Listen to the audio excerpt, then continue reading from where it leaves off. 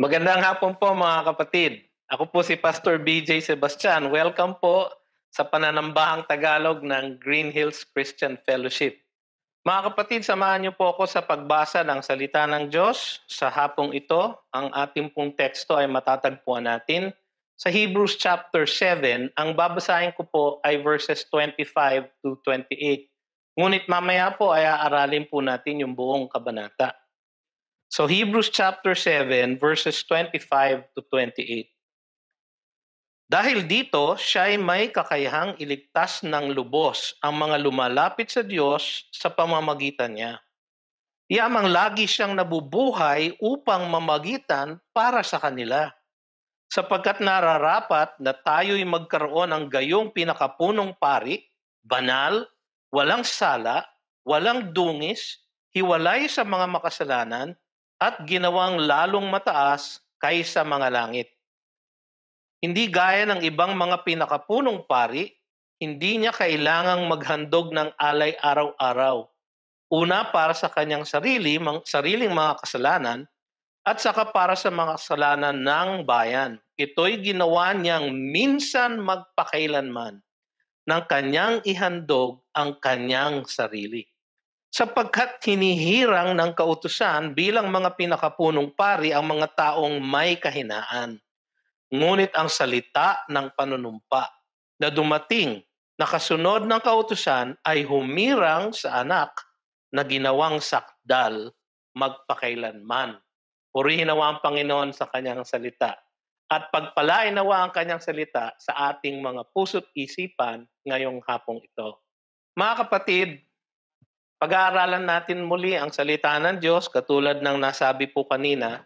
Tayo po ay nagpapatuloy sa ating serye sa mga mensahe sa aklat ng Hebreo na ang tema po ay ang kadakilaan ni Kristo at ng Kristyanismo.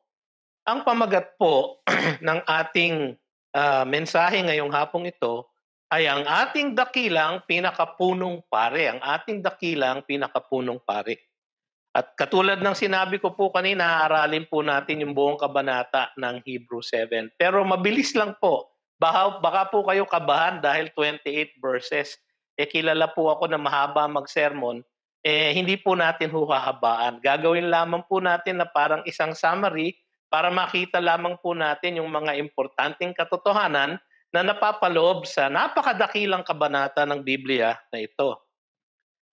Ang isang malaking katanungan ng lahat ng tao ay kung paano tayo na makasalanang tao ay makalalapit sa ating kabanal-banalang Diyos. Paano ba?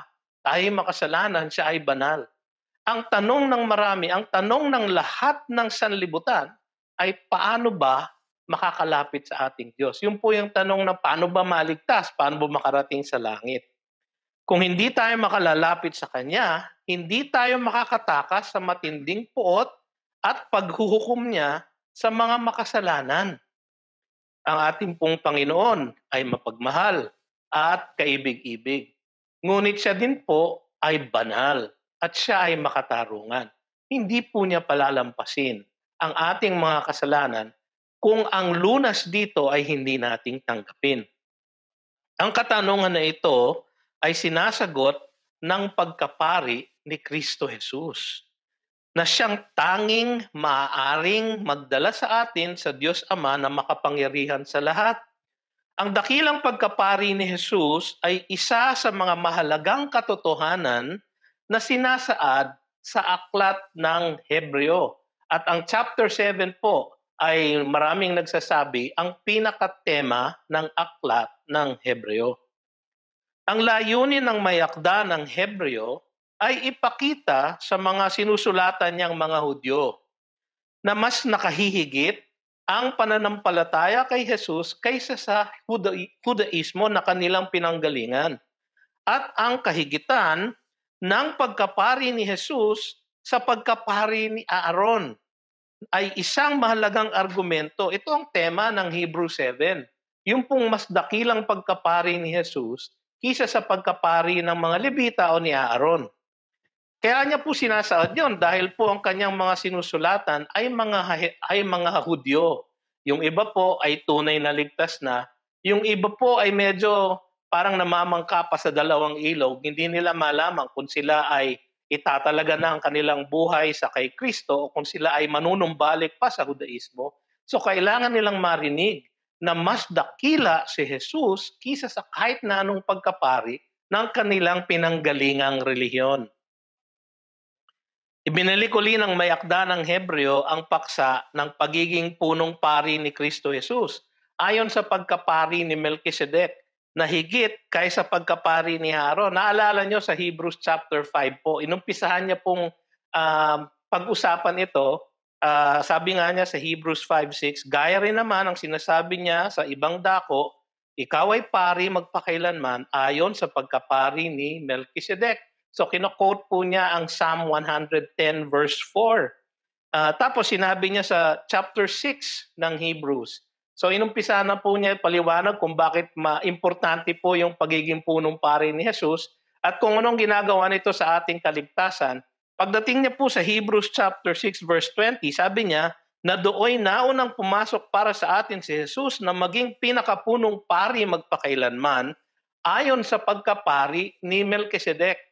Tapos bigla po siyang huminto at umiwas po siya sa topic na yon at binalikan po niya yung pagpapatibay ng ating pananampalataya. So magmula po sa Hebrews chapter 6 verse 20 ay nanumbalik na po siya sa pag-uusap tungkol sa kay Melchizedek. Before that po ay magmula sa chapter 5 hanggang sa chapter 6 ay kanya munang isinaad kung paano tayo dapat manatili sa ating pananambahan, sa ating pananampalataya sa Diyos. So, sino po ba ito si Melchizedek? Napakahirap ng pangalan. Ang unang banggit po kay Melchizedek sa Biblia ay nasa Genesis chapter 14, verses 17 to 20. Nagkaroon po ng gera, no? Si Abraham po at meron po siyang 318 na male servants para meron pa siyang private army. Ay kinalaban niya ang ilang mga army ng mga hari, no? At sabi sa Genesis 14, 17 to 20, pagkatapos po niyang manaig at magwagi sa labanang yon, siya ay sinalubong ng hari ng Sodoma pagkatapos na siya ay bumalik mula sa pagkatalo sa Kedorlaomer at sa mga haring kasama niya sa libis ng Shaven, na siyang libis ng hari. At si Melchizedek, doon po unang nakita ang kanyang pangalan, hari ng Salem, na pari ng kataas-taasang Diyos, no? Na naglabas ng tinapay at alak. Siya ay kanyang binasbasan. Binasbasan po ni Melchizedek si Abraham at sinabi, pagpalain si Abraham ng kataas-taasang Diyos na lumikha ng langit at ng lupa at purihin ang kataas-taasang Diyos na nagbigay sa iyong mga kaaway sa iyong kamay. At binigyan siya ni Abraham ng 1/10 bahagi ng lahat. Siya po ay nag-tithe, nag-ikapo. So ang sabi ng iba, yan po ay isang katuruan para sa pag-iikapo. Alam niyo po, hindi po ako naniniwala sa pag-iikapo na ayon sa batas ng mga Hudyo. Una po itong pag-iikapo na ito ay bago pa nagkaroon ng batas. So hindi po ito yon. Kasi kung susundin niyo po ang Old Testament, ang ikapo po ng ang 10 ng mga Hudyo o yung tithe nila, actually kung bibilangin niyo, 10% every year parang value added tax, 10% na parang income tax, tapos meron po silang 3% or 10% every 3 years, so 3.33% annualized every year. So 23.33% po ang buong tithe. So kung gusto niyo pong sundin yung tithe ng mga Hudyo, ganun po ang ibibigay niyo. Pero hindi pong ganun ang binigay ni Abraham dito sa kay Melchizedek. Isa po siyang tithe o isa pong ikapo ng kanyang mga nasamsam sa kanyang pakikipagdigma. Ang tithe po usually ay nagmumula doon sa produkto ng iyong pagtatanim, hindi po yung pagsamsam sa gera. Pero yung po ang binigay ni Abraham. Nagbigay po siya ng ikapo. Ang pangalawang banggit na kay Melchizedek sa Biblia ay katulad na sinabi ko kanina sa mga awit 110 verse 4. Sabi doon, sumumpa ang Panginoon at hindi magbabago ang kanyang isipan, ikaw ay pari magpakailanman ayon sa pagkapari ni Melchizedek. 7 verses po yung Psalm 110. Yung first 3 po ay patungkol sa paghahari ng anak ni David. Yung last 4 po ay tungkol sa pagkapari ng anak ni David. So, makikita niyo po na ang pinakagitnang verse po noon ay tungkol sa pagkapari ni Jesus, na siyang anak ni David, na hinulaan ng Old Testament, na ayon sa pagkapari ni Melchizedek. Ang pangatlong banggit po kay Melchizedek ay dito na po sa Hebrew. So yung una pong banggit sa Genesis, 1,000 years after po sa Psalm 110, 1,000 years after po sa Hebrews chapter 7. Sino ba si Melchizedek? Yan po ang una nating katotohanan ng titignan. Ang dakilang pagkapari ni Melchizedek. Hebrews chapter 7 verses 1 to 10. Sa mga talatang ito, ipapakita ng may akda ang mga katangian ng pagkapari ni Melchizedek at kung paano ito nagsisilbing paunang larawan. Yun po ang naisip kong Tagalog sa prototype, no? Parang paunang larawan ng ating Panginoong Hesukristo. Siya po ay prototype, no? So hindi po siya kapareho o hindi po siya si Jesus, siya po ay prototype lamang po, paunang larawan ng ating Panginoong Jesus sa Old Testament po, sa mga Hudyo. No? Tandaan niyo po, ang sinusulatan po ng may akda dito ay mga Hudyo.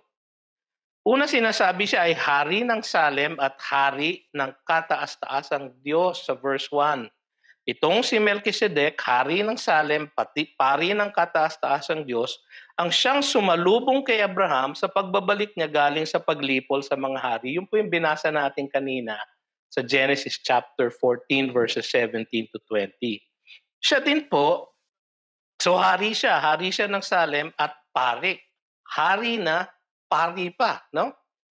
Siya din po ay tinawag na hari ng katuwiran, righteousness, at ng kapayapaan sa verse 2. Una, ang kahulugan ng kanyang pangalan ay hari ng katuwiran. Melchizedek, Melek, Sedek. Melek, hari.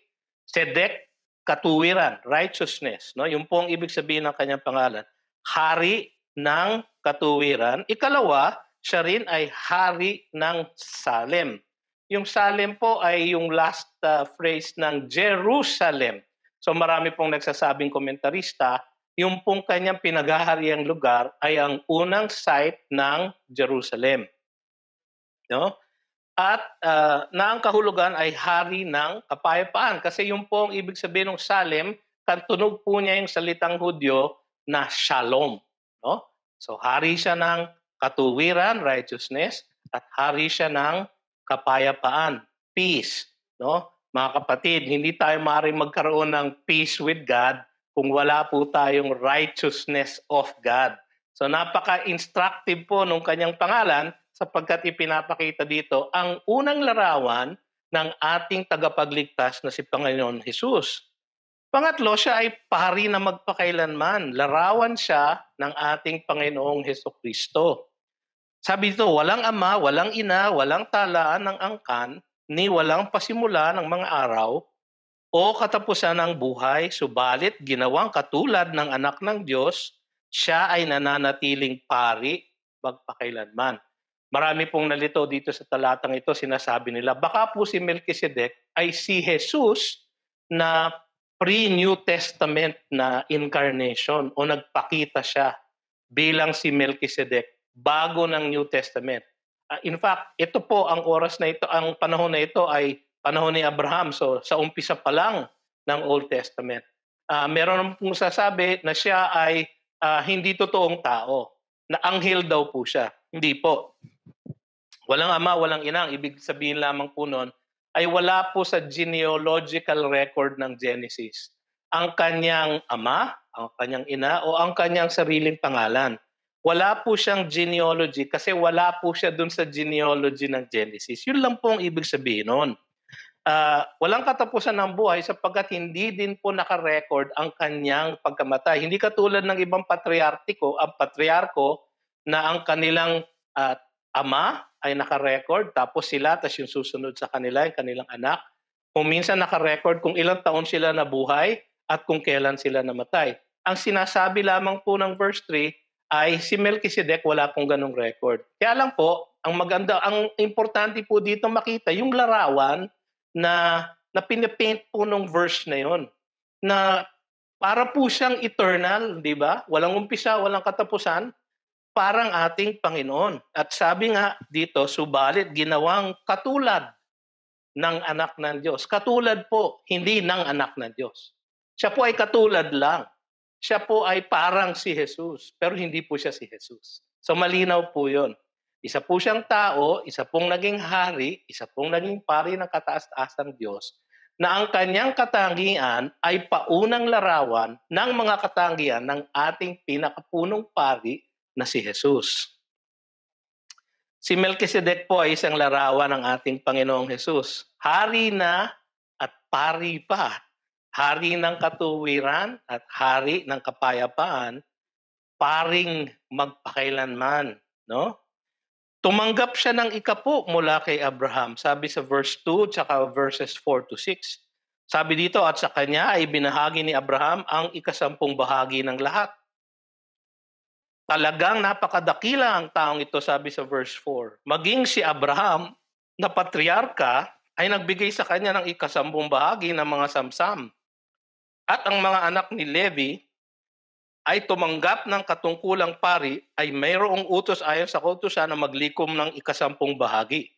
Kasi nakautos sa banal na kasulatan po sa kautusan ni Moises na magbigay ng ikasampung bahagi sa mga Levita. Sa makatwid ay sa kanilang mga kapatid, bagaman ang mga ito ay mga nagmula sa balakang ni Abraham. Medyo awkward po yung salita, pero ang ibig sabihin lamang po, si Levi ay nanggaling sa lahi ni Abraham. Ngunit ang taong ito, si Melchizedek, ay hindi mula sa kanilang lahi, pero tumanggap pa rin siya ng mga ikasampung bahagi mula kay Abraham. So ibig po sabihin nun, ay mas higit siya kay Abraham dahil si Abraham nag-alay ng ikasampung bahagi sa kanya. Yung nga pong sinasabi ng verses 6 to 7, nagbigay pa siya ng basbas kay Abraham.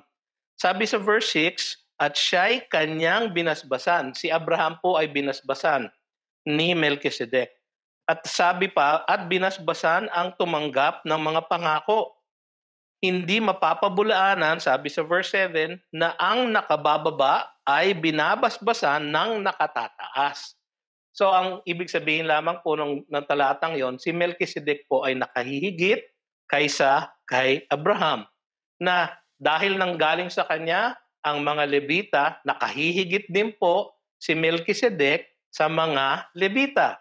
At dahil po ang ating Panginoon ay ayon sa pagkapari ni Melchizedek, ang ating pong pinakapunong pari na si Jesus ay nakahihigit sa pagkapari ni Aaron at ng mga Levita at kahit na sa kanilang patriarko na si Abraham. Yung pong sinasabi nun. Sabi sa verse 8, patuloy na nabubuhay. Medyo nakakalito na naman po ito. Sabi dito, at dito ang mga taong may kamatayan ay tumatanggap ng ikasampung bahagi. Sila Aaron po 'yon, sila Levi, no? Tumatanggap po sila ng ikasampung bahagi. Sila po ay nangamamatay. Sila po ay merong record ng kanilang pagkamatay sa Biblia, sa Genesis, no? Subalit sa kabilang dako ay ang isa na pinatutunayang nabubuhay. So si Melchizedek, dahil wala pong record ng kanyang pagkamatay, ina-assume nila na siya ay nagpatuloy ng pamumuhay, pero hindi po siya eternal. Siya po ay larawan lang po ng tunay na pinakapunong pari na si Jesus na hanggang sa ngayon ay nabubuhay magpakailanman. So ang sinasabi muli ng talatang ito, mas higit ang pagkapari ni Jesus dahil siya ay walang kamatayan at magpakailanman. Tumanggap ng ikapo mula kay Levi, sabi sa verses 9 and 10. Maaring sabihin na maging si Levi na siyang tumatanggap ng mga ikasampung bahagi ay nagbayad ng ikasampung bahagi sa pamamagitan ni Abraham. Sapagkat siya'y nasa mga balakang pa ng mga ninuno ng siya'y salubungin ni Melchizedek. Ang ibig po sabihin ng may akda dito, si Levi po ay nasa katawan pa ni Abraham dahil siya po ay lahi ni Abraham. So nung nagbigay ng ikasampung bahagi si Abraham, parang nagbigay na rin po si Levi ng ikasampung bahagi. Si Levi po ay tumatanggap ng ikapo. Na siya na tumatanggap ng ikapo ayon sa batas, ay nagbibigay naman sa pamamagitan ng kanyang ninuno na si Abraham ng ikapo kay Melchizedek. So ano pong ibig sabihin? Si Melchizedek po ang kanyang pagkapari ay mas dakila kaysa sa pagkapari ni Aaron, kaysa sa pagkapari ng mga Levita. Yun po ang sinasabing kahulugan dito. Ang pagkapari ni Melchizedek ay higit sa mga pagkaparing ito. Tumanggap siya ng ikapuko ni Abraham at ng lahi ni Aaron. Nagbasbas siya kay Abraham. Patuloy siyang nabubuhay bilang isang paglalarawan ng ating magpakailanman na pinakapunong pari na si Jesucristo. So yan pa ang unang katotohanan, ang dakilang pagkapari ni Melchizedek na higit sa pagkapari ni Aaron at ng mga Levita na galing naman sa lahi ni Abraham na nagbigay ng ikapuk kay Melchizedek at tumanggap ng basbas mula kay Melchizedek. Pangalawang katotohanan, ang mas dakilang pagkapari ni Jesus, verses 11 to 24. Ito po ang puso ng Hebreo. Ito po ang pinakagitnang tema ng aklat ng Hebreo na ang sinasaad po niya ay pinakadakila ang ating Panginoong Jesus. Pinakadakila siya sa lahat ng maaring maging tagapamagitan mula sa tao at sa Diyos. Dahil nga, ang pagkapari ni Jesus ay naaayon sa pagkapari ni Melchizedek, na higit naman kay Abraham at sa pagkapari ni Aaron. Ipapakita dito ng may akda ng Hebreo ang mga dahilan. Ito ang mga dahilan kung bakit mas sakdal at ganap si Jesus bilang tagapagligtas ng lahat ng mananampalataya sa Kanya. Kasi tandaan nyo, sinusulatan niya mga Hudyo. Sinasabi niya, huwag na kayo manumbalik sa Judaismo. Sapagkat ang inyong sinasamba ngayon, ang tinanggap ninyong katotohanan, ang inaalok na kaligtasan sa inyo, ay nagmumula doon na pinakadakilang pari sa lahat. So huwag na kayong manumbalik sa inyong lumang relihiyon. Huwag na kayong kumapit doon. Ang unang dahilan, masakdal na paraan ang kanyang sinasaad. Sabi sa verse 11 and 12. Ngayon, kung may kasakdalan sa pamamagitan ng pagkaparing, ibig sabihin po ng kasakdalan, perfection. Yun po ang equal ng salvation. No? Ang pagiging perpekto o sakdal ay ibig sabihin kayo ay maliligtas, mapupunta sa langit. Ang sinasabi dito, kung may kasakdalan sa pamamagitan ng pagkapari ng mga Levita, ang implikasyon po, walang kasakdalan. Hindi po nakukuha ang perfection o ang salvation magmula sa mga Levita. Sapagkat batay dito ay tinanggap ng bayan ng kautusan. Ano pa ang karagdagang pangangailangan upang lumitaw ang isa pang pari ayon sa pagkapari ni Melchizedek sa halip na ayon sa pagkapari ni Aaron? Question mark. Ay ibig sabihin po, kaya po meron sumunod na pari, kaya po sumunod pa si Jesus, kaya dumating pa si Jesus, sapagkat ang salvation po, ang pagiging sakdal at ganap sa mata ng Diyos, ay hindi po nakakamit ayon sa pamamagitan ng Levitical priesthood, nung pong pagkapari ng mga Levita, o ayon sa kautusan na binigay sa mga Hudyo. Hindi po nakapagliligtas yun. Ang kautusan po ay nagpapakita lamang sa atin ng ating kakulangan sa mata ng Diyos at kung gaano kalayo ang ating pagiging makasalanan sa kanyang kabanalan. Yun po ang pakay ng kautusan. Hindi po siya nakapagliligtas. So sinasabi niya yon sa mga reader niya na mga Hudyo. Pangalawa, siya ay pari na mula sa lipi ng mga hari. Sabi ko nga kanina, pari na, hari na, pari pa. Verses 13 to 14. Sapagkat ang tinutukoy ng mga bagay na ito, si Kristo Jesus, ay kabilang sa ibang angkan. Bakit po? Hindi po siya sa angkan ni Levi. Galing po siya sa angkan ni Judah. No? Na doon ang sino may hindi naglingkod sa dambana, sapagkat maliwanag na ang ating Panginoon ay nagmula sa Judah, at tungkol sa liping iyon ay walang sinabing anuman si Moises tungkol sa mga pari. Wala nga naman pong pari na nagmula sa angkan ni Judah, sapagkat po ang angkan ni Judah ay angkan hindi ng mga pari, kundi ng mga hari. Doon po nagmula si David. No? Ang una pong hari ng Israel ay galing sa Benjamin, si Saul. Pero siya po ay naging hungkag na hari. No? At dahil po tinalikuran niya ang Diyos, siya ay tinalikuran din ng Panginoon. Ngunit ang pinakadakilang hari ng Israel ay si David. At sa kanya po ibinigay yung pangako na siya ay magkakaroon ng kaharian na magpakailanman. Siya po ang pinagmulan ng lahi ni Jesus. So si Jesus po ay hindi po Levita, siya po ay galing sa Juda. Hanapin niyo po sa Genesis 49:10, meron pong isang hula na nagmula sa labi ni Jacob nung malapit na po siyang mamatay. Ay binabasbasan niya ang bawat isa niyang anak at sinabi niya kay Juda, magmumula sa lahi mo ang setro, ang scepter, ang kapangyarihan, ang pagkahari. Ang lahat ng mga hari ng Israel ay magmumula sa lahi mo. So siya po ay pari, ngunit mula sa lipi ng mga hari. No? May masigit na kwalifikasyon siya, sabi sa verses 15 to 17. At ito ay lalo pang naging maliwanag nang lumitaw ang ibang pari na kagaya ni Melchizedek, yan po si Jesus, na naging pari hindi ayon sa itinakda ng batas na ukol sa laman, kundi ayon sa kapangyarihan ng isang buhay na hindi mapupuksa.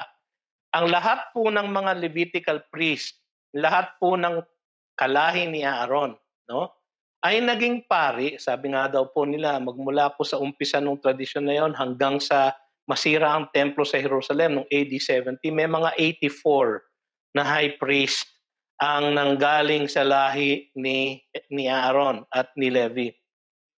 At mula po dun sa lahing yon, nanggaling ang mga pari. Si Jesus nga po ay hindi galing doon, no? Hindi po siya naging pari dahil siya ay nagmula sa salin lahi ni Aaron o ni Levi. Siya po ay naging pari dahil sa kanyang katangian na meron siyang isang buhay na hindi mapupuksa. Yung pong pagkawala ng record ng pagkamatay ni Melchizedek ay ginamit ng may akda ng Hebreo na isang larawan, prototype, ng pagiging magpakailanman naman ng ating Panginoong Jesus. So, ang qualification po niya ay mas mataas. Sapagkat pinatotohanan, verse 17, ikaw ay pari magpakailanman ayon sa pagkapari ni Melchizedek. Inulit na naman yung sinabi ni David sa Psalm 110 verse 4 na inulit ng may akda ng Hebreo sa Hebrews 5:6. Inulit na naman po dito, ikaw ay pari magpakailanman. So hindi ayon sa kapanganakan, kundi ayon sa isang buhay na magpakailanman. At ayon dito sa patutuo ng Diyos Ama na ang kanyang pagkapari. Ang kanyang pagkapari ay ang qualification niya po, ang nagbigay po ay ang Diyos Ama mismo. Sapagkat siya ay nanumpa, ang Diyos Ama ay nanumpa mismo, ikaw ay magiging pari magpakailanman. So, masigit ang kanyang kwalifikasyon. May mas mabuting pag-asa siyang dala, sabi sa verses 18 to 19. Sabi, sa kabilang dako, mayroong pagpapawalao ng utos.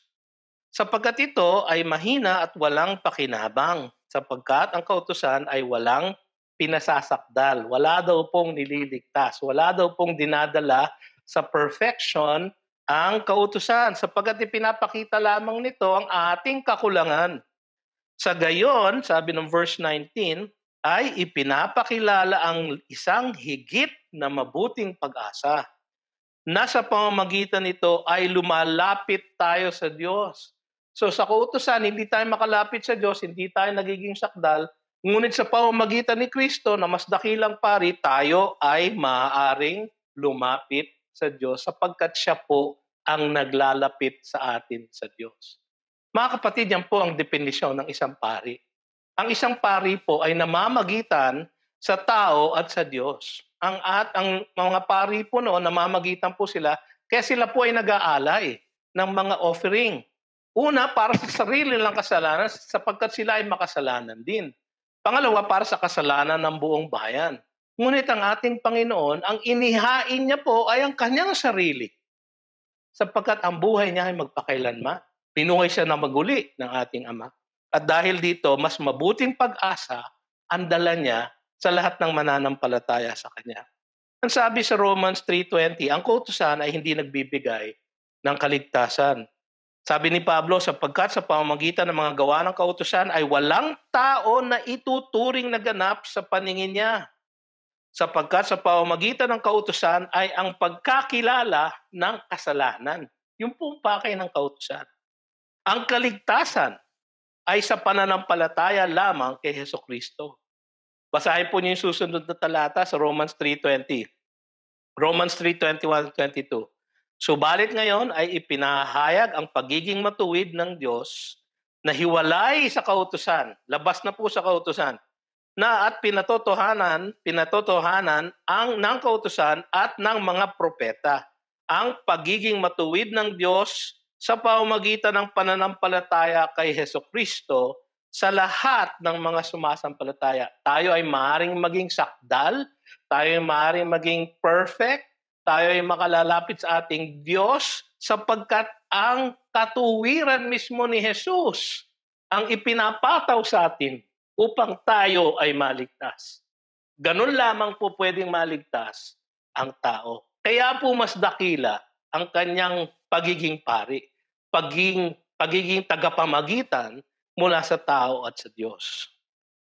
Sapagkat hindi po kaya ng tao na maging sakdal, ang ginawa ni Jesus, ang kanyang pagiging sakdal, ang ipinataw niya sa lahat ng mananampalataya sa kanya upang ang lahat ng mananampalataya sa kanya ay makalapit sa Diyos. Napakadakila pong verse yung verse 19. May mas tiyak po siya na sumpa na tinanggap. Verses 20-22. Mas dakila po siya dahil ito po ay sa pandahilan. At iyon, sabi sa verse 20, at iyon ay mayroong panunumpa. Yung nang una ay naging pari ay nagsimula sa kanilang katungkulan na walang panunumpa. Yung mga unang naging pari, wala pong oath, wala pong sumpa na galing sa Diyos, wala pong binigay ng Diyos. Ngunit ang isang ito, si Jesus, ay naging pari na may panunumpa. Siya po yung tinutukoy sa Psalm 110 verse 4. Nanumpa ang Panginoon at hindi siya magbabago sa kanyang isip, ikaw ay pari magpakailanman. Inulit na naman po pangatlong beses na po dito sa chapter na ito. Sa gayon, si Jesus ay naging tagapanagot, garantor, ng isang higit na mabuting tipan. Isang mas tiyak na pangako, mabuting tipan, isang mas mabuting pangako. Siya po ay naging garantor. Siya po ang lumagay sa ating lugar, hindi po tayo makapagbayad, kaya siya po ang nagbayad ng ating kakulangan. Siya po ang nagbayad ng ating utang. Tumayo po siya sa ating lugar upang bayaran ang ating utang. Mas tiyak po ang kanyang pagiging pari sapagkat ang Diyos mismo ang nanumpa, ikaw ay magiging pari magpakailanman. Kaya po siya ay paring magpakailanman. Verses 23-24. Marami sa bilang ang dating mga pari sapagkat sila ay hinadlangan ng kamatayan. Marami daw pong mga naging pari, ngunit sila po ay nangamatay upang makapagpatuloy sa pananungkulan. Subalit hawak niya ni Jesus ang pagiging pari magpakailanman sapagkat siya ay nagpapatuloy magpakailanman. Ang ating pong pari, ang ating pong dakilang punong pari na si Jesus ay magpakailanman pong nabubuhay.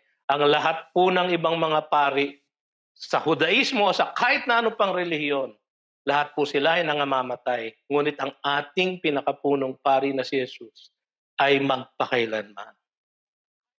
Kaya nga't higit na dakila ang pagkapari ni Jesus.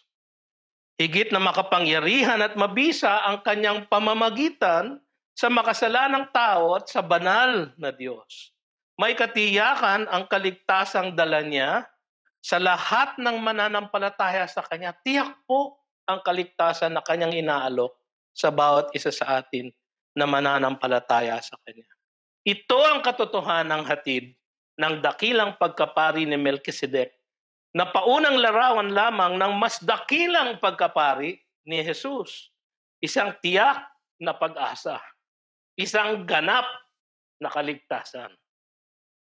So mga kapatid, nakita na natin ang dakilang pagkapari ni Melchizedek at ang mas dakilang pagkapari ni Jesus. Pangatlo pong katotohanan. Ang dalang kaligtasan ng dakilang pinakapunong pari. Verses 25-28. Ano po ang ibig sabihin ng kanyang pagiging dakilang punong pari para sa atin? Meron po siyang dalang kaligtasan. Meron po siyang pangakong kaligtasan. Meron po siyang inaalok na kaligtasan sa atin na tunay nga pong ganap.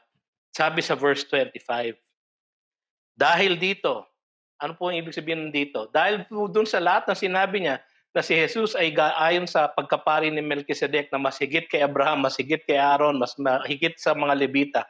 Dahil dito, dahil sa ang Panginoon ngang Jesus ay higit sa lahat ng maaaring pagkapari ng kahit na anong pang relihiyon. Dahil dito, sabi niya sa verse 25, siya ay may kakayahang iligtas ng lubos ang mga lumalapit sa Diyos. Sa English po, to the uttermost. Hanggang sa pinakadulo, hanggang sa kalubos-lubusan, kaya po niya tayong iligtas. Ang mga lumalapit sa Diyos sa pamamagitan niya. Yamang lagi siyang nabubuhay upang mamagitan para sa kanila. Nakukuha niyo po ba yung logic ng chapter? Siya po ay larawan ni Melchizedek na isang mas dakilang pari. Mas dakilang pari po siya kaysa kay Aaron at sa mga Levita. At dahil doon may dala siyang mas dakilang kaligtasan sa lahat ng lalapit sa kanya, tatanggapit siya na tagapamagitan nila sa Diyos. No? Ito ay dahil sa kanyang dakilang pagkapari. Ang dala niya ay kaligtasang lubos-lubusan. Ang dala sa lahat na lumalapit sa kanya. Mga kapatid, kailangan po nating lumapit sa kanya. Nung sinulat po ito ng mayakda sa mga Hebreo, sinusulatan po niya ang mga Hudyo na merong iba doon ay hindi pa tumatalikod sa kanilang pagiging Hudyo, hindi pa tunay na tumatanggap kay Jesus, hindi pa lubos na itinatalaga ang kanilang buhay para sa Kanya. Yan din po ang panawagan niya sa atin ngayon. Tayo ba'y namamangka pa sa dalawang ilog? E ang sinasabi niya dito, kaya niya po tayong iligtas hanggang sa pinakalubos-lubusan. Dahil siya po ay makapangyarihang tagapamagitan, makapangyarihang pinakapunong pari. Siya po ay may buhay na walang hanggan. Datapwat siya lamang po ang nakapagkakaloob ng buhay na walang hanggan. Siya lamang po. Isa pong ganap na tagapagligtas, sabi sa verse 26. Tingnan po ang katangian ng ating Panginoong Hesus. Sapagkat nararapat na tayo magkaroon ng gayong pinakapunong pari. Bakit? Siya ay banal. Walang sala. Walang dungis. Hiwalay sa mga makasalanan. Yan po ang kanyang katangian. Hindi po siya makasalanan katulad ng lahat ng ibang mga naging pari. Baka isipin niyo po, si Pastor BJ po ba ay pari? Hindi po. Ako po ay obispo. Dahil obispo ako. No? Pero, hindi po ako pari. No? Hindi po ako maring maging tagapamagitan sa inyo at sa Diyos. Ang tangi lamang pong tagapamagitan ay ang Panginoong Hesus. Ganap po siya na tagapagligtas. Banal, walang sala, walang dungis, hiwalay sa mga makasalanan, at ginawang lalong mataas kaysa mga langit. Mga kapatid, napakaganap na po ng ating tagapagligtas. Huwag na po tayo maghanap ng iba. Alam niyo kung bakit siya ganap na ganap? Siya po ay anak ng Diyos. Verses 27 to 28. Hindi gaya ng ibang mga pinakapunong pari, hindi niya kailangang maghandog ng alay araw-araw. Una, para sa kanyang sariling mga kasalanan at saka para sa mga kasalanan ng mga bayan, katulad ng nasabi ko po kanina. Ito'y ginawa niyang minsan magpakailanman. Hindi ho kayang gawin ng kahit na sinong pari yun. Na siya ay makapaghandog ng kaloob para sa ating kaligtasan, minsan lamang po, magpakailanman. Si Jesus lamang po ang maaaring gumawa nun. Wala pong ibang tagapamagitan ang maaaring gumawa na maghandog minsan at magpakailanman. Sapagkat hinihirang ng kautusan Bilang mga pinakapunong pari ang mga taong may kahinaan. Ngunit ang salita ng panunumpa, so kautusan po naghihirang sa mga taong pagkapari. Ngunit ang humirang sa pagkapari ni Jesus ay ang panunumpa ng kanyang ama. Dumating na kasunod ng kautusan ay humirang sa anak. Kung titignan niyo po yung Psalm 110, ay tungkol po yon sa pagiging anak ni Kristo, anak ni David, anak ng Diyos. Ay humirang sa anak na ginawang sakdal magpakailanman. Handog na minsan magpakailanman. Handog ng kanyang sarili. Hindi po ibang kordero ang kanyang hinandog. Ang hinandog po niya ay kanyang sarili. Hinirang na anak, sakdal, magpakailanman. Ganyan po ang ating Panginoon. Mga kapatid, napakalalim po ng mga natutunan nating katotohanan ngayong hapong ito. Ano ba ang ibig sabihin nito sa ating buhay? Ano ba ang aplikasyon nitong mga katotohanan ito sa ating buhay? Ang ating dakilang pinakapunong pari na si Kristo Jesus ay una, nilarawan ang dakilang pagkapari ni Melchizedek. Ano pong ibig sabihin? Mula pa noong unang panahon, itinakda na ng Diyos ang pagdating sa atin ng isang pinakapunong pari na maghahari sa ating sandaigdigan at maghahari sa ating mga puso at isipan. Mula pa noong unang panahon. Bakit po ginamit yung ehemplo, larawan ni Melchizedek? Sapagkat si Melchizedek po ay bago pa nagkaroon ng kautusan. Siya po ay kasabayan ni Abraham. Bago pa nagkaroon ng Israel. Bago pa nagkaroon ng piniling bayan ng Diyos. Magmula pa ng umpisa, mga kapatid, ay nakatakda na ang plano ng Diyos na maghatid sa atin ng isang dakilang pinakapunong pari. Alam niyo kung ano ang ibig sabihin nun, mga kapatid? Hawak ng ating Ama ang lahat ng bagay at ang lahat ng kasaysayan. Hawak po niya. Sa Kanya tayo dapat umasa para sa ating kaligtasan sa walang hanggan. Sa Kanya tayo dapat umasa para sa buhay natin sa kasalukuyan. So buhay natin sa kasalukuyan at buhay natin sa walang hanggan. Sa Kanya tayo dapat umasa sapagkat ipinakita na niya sa atin na hawak niya ang lahat ng mangyayari ng buong kasaysayan at lahat ng mangyayari sa ating buhay, hawak po niya, mga kapatid. Sa Kanya po tayo umasa. Sa Kanya tayo tumawag upang humingi ng tulong sa ating mga suliranin. Kung hawak niya ang lahat, kaya niyang hawakan ang ating buhay. Kung hawak niya ang lahat, mga kapatid, kaya niyang hawakan ang ating buhay. Pangalawang katotohanan na nakita natin, nilampasan na ang lahat ng pagkapari ng sangkatauhan. Yan po isang katotohanan na nakita natin. Una, nilarawan ng dakilang pagkapari ni Melchizedek. Ang sinasabi po noon, hawak niya ang lahat. Hawak niya ang kasaysayan. Pangalawa, nilampasan na ang lahat ng pagkapari ng sangkatauhan. Ano po ang implikasyon nito? Paano po natin ito i-apply sa ating buhay? Mga kapatid, wala nang pagkapari o sistema ng relihiyon sa daigdig natin na ito ang makahihigit pa sa ating dakilang pinakapunong pari na si Kristo Jesus. Mawalang galang na po sa ating mga kaibigang Katoliko. Ngunit ang inyong mga pari ay hindi po nakapagpapatawad ng kasalanan kundi si Jesus lamang. Ang inyong mga pari ay hindi makapapamagitan mula sa tao at sa Diyos.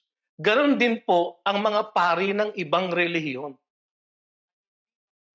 Kung inaasahan niyo po ng inyong mga kapastoran ay magiging tagapamagitan ninyo sa ating Diyos upang kayo ay maihatid namin na ligtas at sakdal at ganap sa mata ng ating Diyos, hindi po namin magagawa yon sapagkat wala pong tagapamagitan na hinirang ang Diyos kundi ang ating Panginoong Jesus lamang. Hindi po kahit na sinong apostol niya. Hindi po kahit na sinong miyembro ng pamilya niya. Lalong hindi po yung kanyang ina. na tinitignan ng marami na parang isang tagapamagitan mula sa tao at sa Diyos. Hindi po. Mawalang galang na po. Ang katotohanan po ay si Jesus lang ang tagapamagitan. Siya lamang po ang maaaring magdala ng mga tao sa Diyos. Huwag na tayong maghanap ng kaligtasan sa ibang relihiyon na umaasa pa sa mabubuting gawa ng tao o pagsunod sa mga kautusan o ritual. Mga kapatid, hindi po nakapagliligtas yung mga yan. Huwag po tayong magpalinlang diyan sa mga nagsasabi na kailangan po magsimba tayo every week, magbigay po ng ating ikapo, para kung gagawin po natin lahat yon ay tayo magiging karapat-dapat sa mata ng ating Diyos. Hindi po kayang gawin ng tao. Ang Diyos lamang po ang naging tunay na sakdal at matuwid sa kanyang buhay at ang kanyang katuwiran ang kanyang ipinapataw sa atin. Ganyan lamang po tayo pwedeng maging matuwid. Sa pamamagitan ng katuwiran ni Jesus na kanyang ipinapataw sa atin.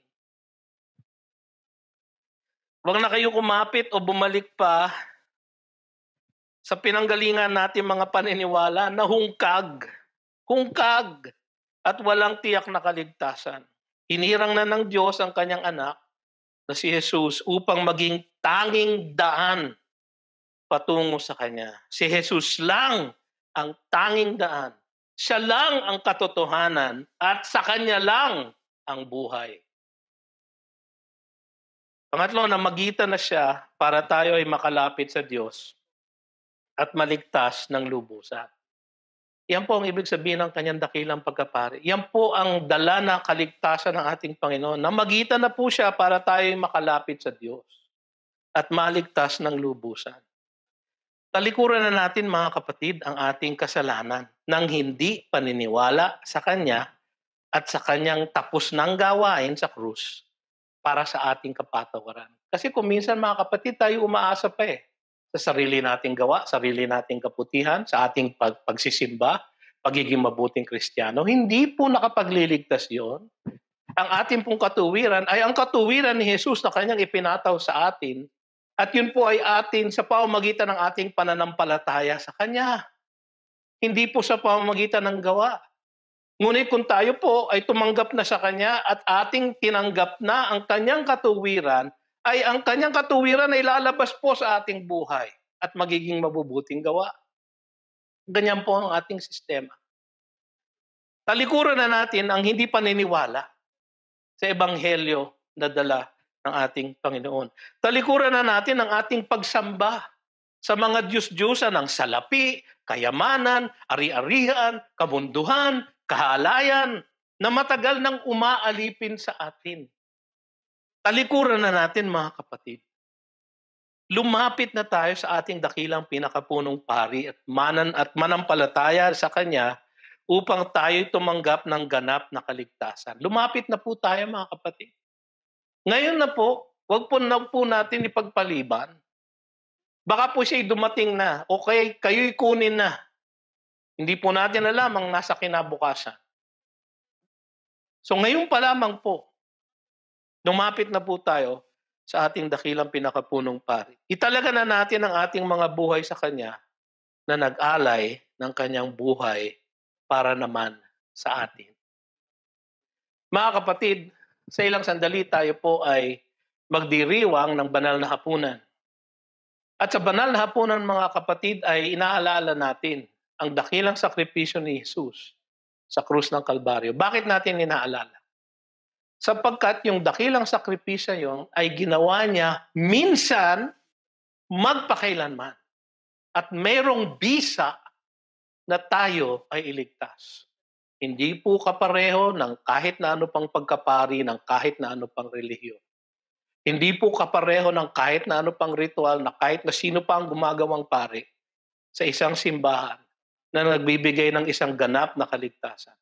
Ang sakripisyo ni Jesus sa krus lamang ang tunay na kaloob ng nagbibigay ng kaligtasan para sa lahat sa atin. Sa ating pong pagdiriwang, hindi po tayo tumatanggap ng yung tunay na katawan at dugo ni Kristo. Hindi po. Tayo po ay kumakain ng tinapay bilang isang paalaala na ang kanyang katawan ay nasira dahil sa kanyang gawain ng pagliligtas para sa atin. Tayo po ay umiinom ng kopa, ng saro, sapagkat yan po ay isang pag-aalaala lang din po ng dugo niya na umago sa Kalbaryo. At sa ating pong pag-aalaala, atin pong sinasariwa ang katotohanan na tapos na po ang gawain ng pagliligtas at siya na po ang nagkumpleto at siya namang inalok na niya sa atin at atin namang tinanggap na. Mga kapatid, tayo po ngayon ay tutungo sa ating pananambahan sa pamamagitan ng pagdiriwang ng banal na hapunan. At sa ating pag-aalala sa Kanya, alalahanin po natin ang Kanyang dakilang pagkapari na siya lamang po ang tanging tagapamagitan sa tao at sa Diyos. Wala na pong iba. Kung meron po kayong kinakapitang iba, talikuran nyo na po, bitawan nyo na po. Sa inyo na lang, sa Kanya na lamang po kayo kumapit. Huwag na po sa iba. At sa hapong ito, kung kayo po ay tumanggap na sa ating Panginoon bilang inyong tagapagligtas at tagapamagitan, tanging tagapamagitan sa Diyos, kung inyo pong tinanggap na ang kaligtasan na Kanyang ipinanalo para sa inyo sa krus ng Kalbaryo, ay maaari nyo pong alalahanin yung dakilang sakripisyong yun sapagkat inyong tinanggap na. Kung hindi naman po mga kapatid, kung hindi pa, tayo mananalangin ng pangungumpisal ng ating mga pagkakasala sa Kanya.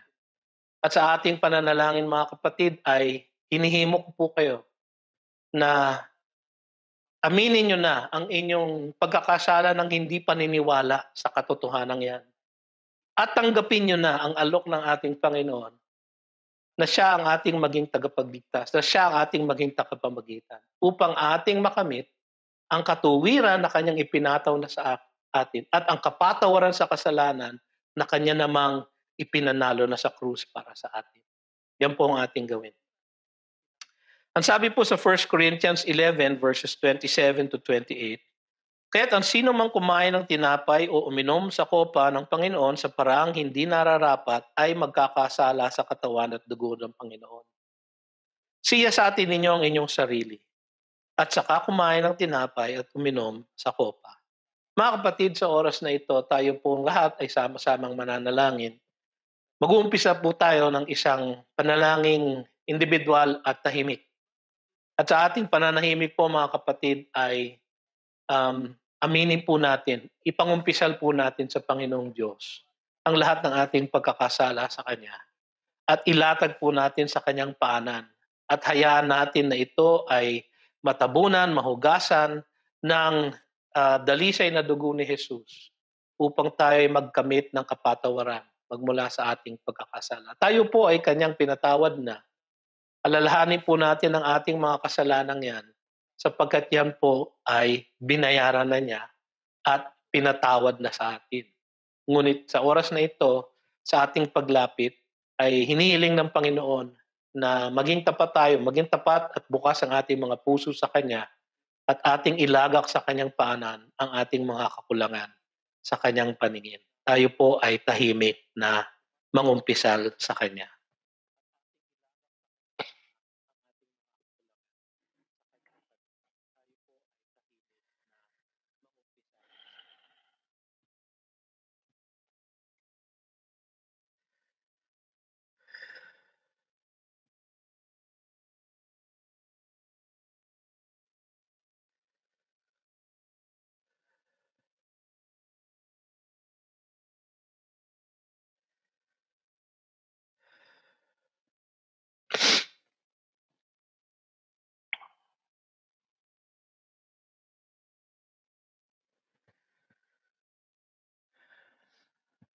O Diyos na mahabagin, kami po ay lumalapit sa iyo, dala ang lahat ng aming mga kasalanang nagawa sa inyong kaharapan, Panginoon. Alam namin, O Diyos, na wala kaming ginagawa, iniisip o isinasa puso na sa iyo'y nalilingid. Ang lahat, O Diyos, ay bukas sa iyo at lahat ay nalalaman mo. Panginoon, inaamin namin ang aming kakulangan sa iyo, ang aming pagsalangsang sa iyong banal na kasalanan, ang aming paglabag sa iyong mga kautusan, ang aming hindi paggawa ng mga kabutiang inuutos mong gawin namin. O Diyos, kayo nga po ang magpatawad at hugasan niyo po kami upang kami ay maging karapat-dapat na lumapit sa inyong dulang sa aming pagdiriwang ng banal na hapunan. Panginoon, ang aming pong katiyakan ay dahil si Jesus ay namatay upang pagbayaran ang lahat ng mga kasalanan namin. At dahil nga dyan, Panginoon, kami ay lubos na nagpapasalamat sa iyo. At aming ipinagdiriwang, O Diyos, ang kapatawarang yan na idinulot sa amin ni Jesus dahil sa kanyang sakripisyo sa krus, na amin namang inaalala sa hapong ito. Salamat, Panginoon, sa kapatawaran ng aming mga kasalanan. Salamat sa paglilinis mula sa kasamaan na iyo ring ipinapangako sa iyong salita. Ito ang aming samot dalangin sa pangalan ni Jesus. Amen at amen. Sapagkat tinanggap ko sa Panginoon ang ibinigay ko naman sa inyo, na ang Panginoong Jesus ng gabing siya'y ipinagkanulo, ay dumampot ng tinapay, at nang siya'y makapagpasalamat, ito ay kanyang pinagputol-putol at sinabi, "Ito'y aking katawan na pinagputol-putol para sa inyo. Gawin ninyo ito sa pag-aalaala sa akin." Atin pong kainin ng tinapay at alalahanin po natin ang nasirang katawan ng ating Panginoon sa krus para sa kabayaran ng ating mga pagkakasala sa Kanya. Tayo po'y mag-alala.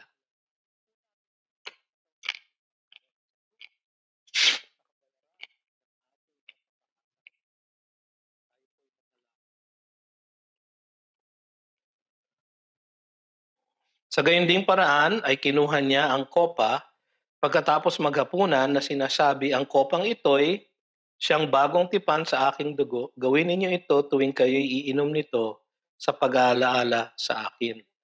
Ito po ang kopa na naglalarawan ng dugo ni Kristo. Inaalala po natin ang kanyang dakilang sakripisyo para sa ating kaligtasan.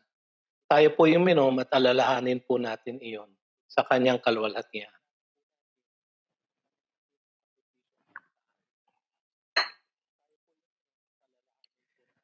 Sapagkat sa tuwing kainin ninyo ang tinapay na ito at inuman ang kopa, ipinahayag ninyo ang kamatayan ng Panginoon hanggang sa dumating siya. Amen at amen. Magandang hapon po sa inyong lahat, mga kapatid. Pagpalain po tayong lahat ng Panginoon.